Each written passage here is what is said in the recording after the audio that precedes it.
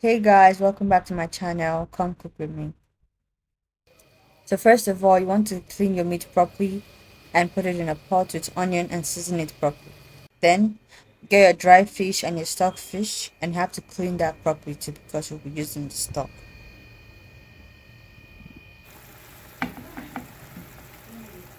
So after a while, you add your washed stock fish into the meat and then you add water.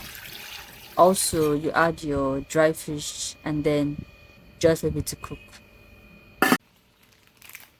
So this is me just having a snack while cooking. So while that's boiling, I prepare my crayfish and my pepper, then add a little bit to the stock with some more seasoning cubes and just leave it to boil a bit.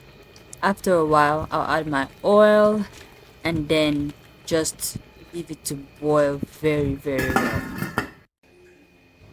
So here I have my water leaf and then I'll add it into the stock, then stir it very well so that everything can be combined, and then I'll leave it to cook properly because the water leaf needs to bring out its own water in the soup. So after it's boiled for a while, I'll add my remaining crayfish and then my ugwu to the mixture.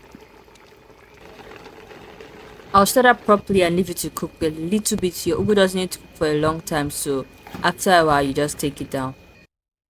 And there's it, my vegetable soup. You can enjoy it with eba, fufu, pounded yam, or however you like it.